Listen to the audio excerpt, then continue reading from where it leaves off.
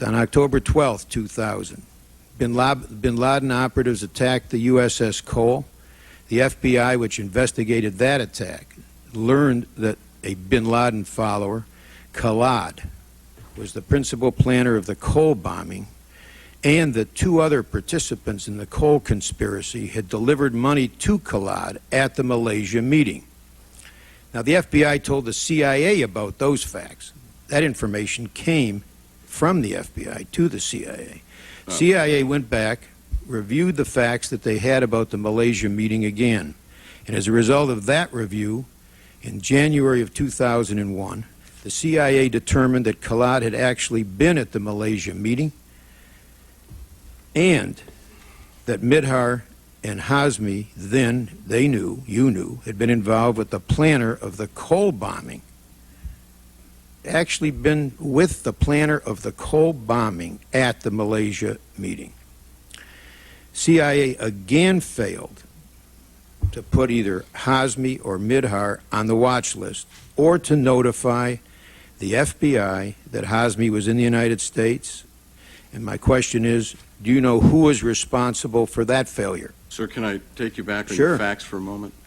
First of all, in terms of the identification of Khalid, actually it was the FBI who provided the information to us because we were in a joint meeting at the time at a third country because we were running a joint case with somebody who identified Khalid.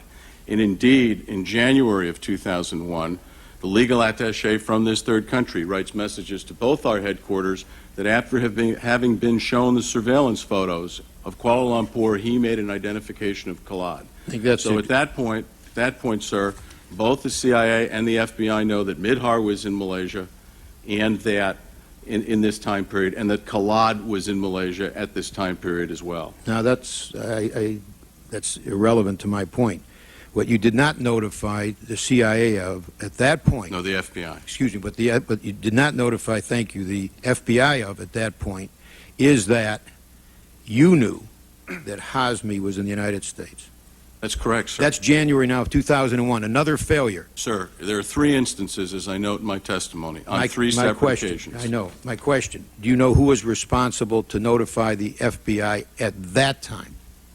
I don't, but I will find out for you. On August 30th, 2001, the CIA finally tells the FBI that al-Qaeda leader Khallad bin Attash, also known as Walid bin Attash, attended an al-Qaeda summit meeting in Malaysia in January of 2000 with 9/11 hijackers Khalid al-Mihdhar and Nawaf al-Hazmi. They know this information since January of 2000. The CIA monitored the meeting and has known that bin Attash attended the building for at least 8 months, but repeatedly failed to tell the FBI of this.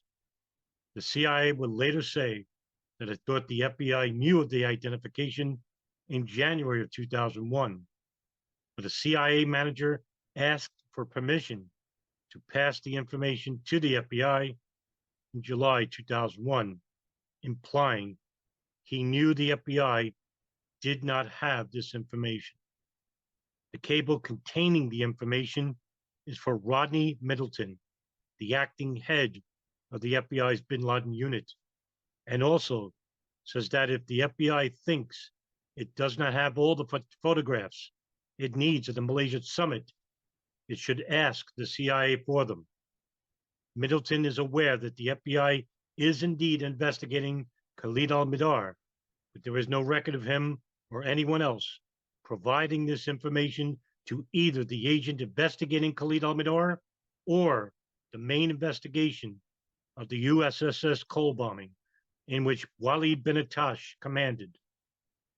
The information was requested by FBI agent Dina Corsi and was passed to a CIA counterterrorist center representative to the FBI, presumably the deputy director of the bin Laden issue station, Tom Wilshire.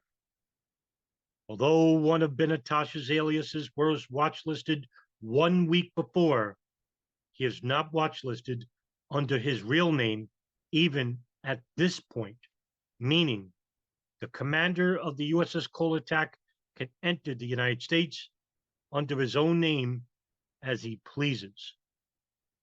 Also on this date, according to Egyptian President Hosni Mubarak, Egyptian intelligence warns American officials that bin Laden's network is in advanced stages of executing a significant operation against American targets, probably within the U.S.